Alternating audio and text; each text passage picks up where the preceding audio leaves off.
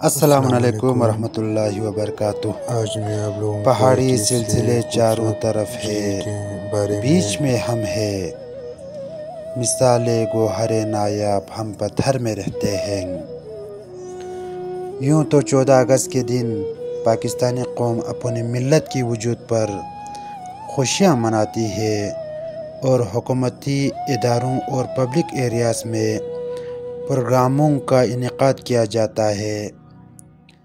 اسی دن بلتستان کے ایک گاؤں جس کا نام کورو گانچھے ہے، وہ قصب معاش کے سلسلے میں اقپا کے مقام پر گھاس کی کٹائی کے لیے جاتے ہیں اور دوران سفر ایک دوسرے کو پاکستان بننے کی مبارکبادی اور مملکت عزیز کی سلامتی اور استحکام کے لیے دعا گو رہتی ہے۔ اقپا بلتی زبان کا لفظ ہے جو دو الفاظوں سے مل کر بنا ہے۔ اقتا کے معنی گھوڑا اور یقپا کے معنی رکھنے کی جگہ ہے، یعنی گھوڑا رکھنے کی جگہ۔ پرانے وقتوں میں گھاس کی فراوانی، خوبصورت اور موزون زمینی خدوخال کی وجہ سے لوگ گھوڑے یہاں رکھتے تھے۔ اسی مناسبت سے اقپا یعنی گھوڑا رکھنے کی جگہ نام پڑ گیا۔ اقپا کورو کے شمال میں محلہ خنکڑروں سے 5.5 کلومیٹر کی مسافت پر اور سطح سمندر سے 3200 سے 3600 میٹر بلندی پر واقع ہے۔ اس کی محل وقوع مغرب میں کورو نالہ، کھچک، برگن چھتپا، سٹرقپچن اور غتیلی، جبکہ شمال میں مغمل، شنگپیو، بڑا بلوک اور قراقرم کے پہاڑی سلسلے K2 8611 میٹر اور جنوب میں دریائے شوق اور مشہور ویو پوائنٹ ڈونسا اور غواڑی واقع ہے۔ اقپا کی زمین انتہائی زرخیز ہے، جس میں ننگکھور، ریپھونگ، چھشوبیول، گپسکل، سکلسکل اور شرپسکل قابل ذکر ہے۔ یہاں پر گھاس، آلو، مٹر، شلجم، جو، باجرہ اور گندم کی کاشت کی جا سکتی ہے، مگر دور جدید اور بھٹو کی مہربانی گندم سبسڈی کی وجہ سے یہاں پر صرف گھاس اور خال برابر آلو، مٹر اور باجرے کی کاشت کی جاتی ہے۔ یہاں کے گندم کے آٹے بڑے ذائقہ دار اور چپاتی بنانے کے لیے موزوں ہے۔ بزرگوں کا کہنا ہے کہ پرانے وقتوں میں صرف اقپا کی زمین سے 20 سے 25 گرانوں پر گندم کی پیداوار پر زکوٰۃ نکالے جاتے تھے۔ جس طرح کورو کے دوسرے علاقے مثلاً شلما میں مرچ، کٹور 10 میں خوبانی، بودپی کھچک کی شلجم، خنکڑروں کے باجرے قابل ذکر ہے، اس طرح اقپا کی آلو پورے علاقے میں مشہور اور ذائقہ دار ہے۔ اور ماہر حیوانات کا کہنا ہے کہ اقپا اور مغمل کے جو گھاس ہے یہ دوسرے علاقوں سے مفید اور فائدہ مند ہے۔ یہاں گھاس کی کئی اقسام پائے جاتے ہیں، جس میں بکسک، مندوقسوا، حسرسوا، سپنگڈین،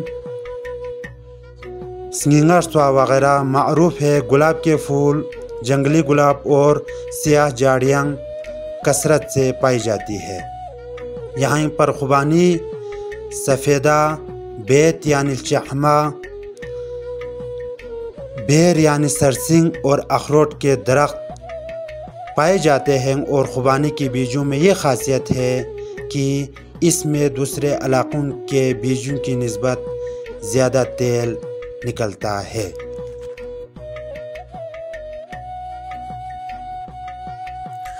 ایک پرانا اور خستہ حال کنویں بھی یہاں پر ہے، جس میں سے لوگ گھاس کی کٹائی اور دوسرے وقتوں میں پینے کے پانی کے طور پر استعمال کرتے ہیں۔ یہ حاجی اسماعیل کی نگرانی میں عمومی طور پر 2001 میں بنایا گیا تھا۔ اس کی مرمت وقت کے انتہائی ضرورت ہے۔ یہاں کی زمینوں کو سیراب کرنے کے لیے 4 کلومیٹر لمبا چینل ہمارے 39 گرانوں کے بزرگوں نے بنایا گیا تھا۔ 39 گرانوں کو شاٹ کر کے بلتی میں چکسم یعنی 13 کہتے تھے۔ اپو مالیپا بطور سرکردہ نگرانی کی خدمات سر انجام دیتے تھے۔ اسی چینل کو مزید کئی کلومیٹر نکال کر کافی رقبہ تل باغ چھوپا اور کتور دست تک لایا جا سکتا ہے۔ پورے چینل کے کنارے پر جھاڑیاں اور گھاس کی فراوانی ہے، جس کی وجہ سے چینل سال ہر سال بحال رہتا ہے۔ تیقپا ننگھور جو کہ مسجد اور کنویں کے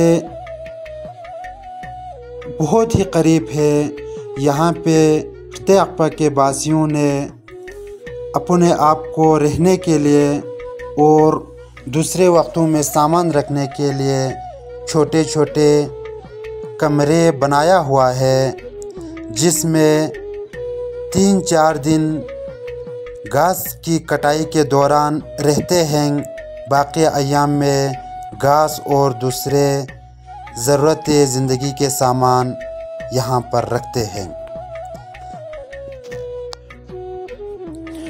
تیقپا کے این سنٹر میں حاجی اسماعیل کے اراضی پر ایک مسجد بھی خالق کائنات کی سجدہ و سجود کرنے کے لیے بنائی ہوئی ہے۔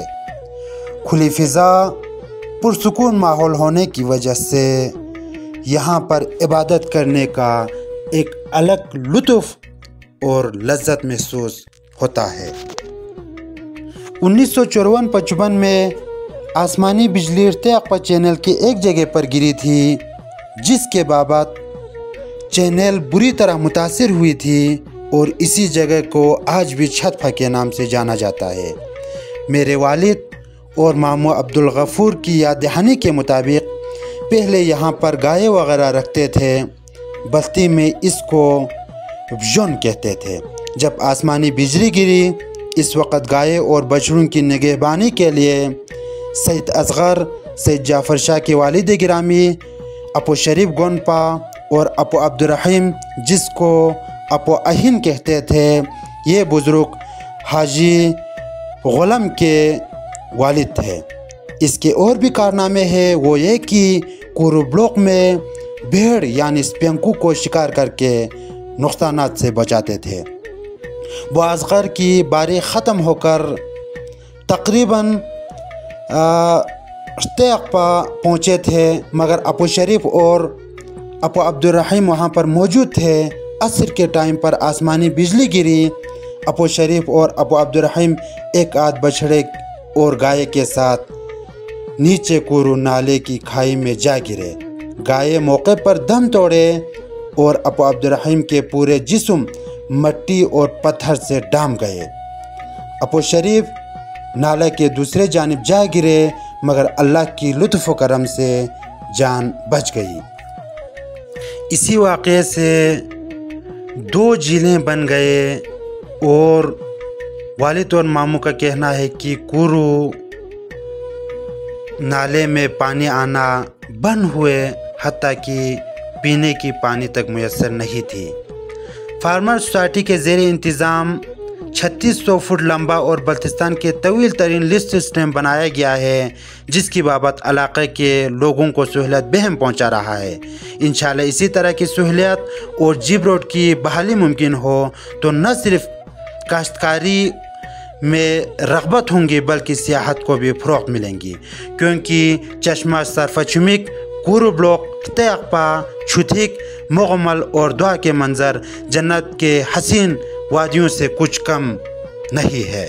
معاون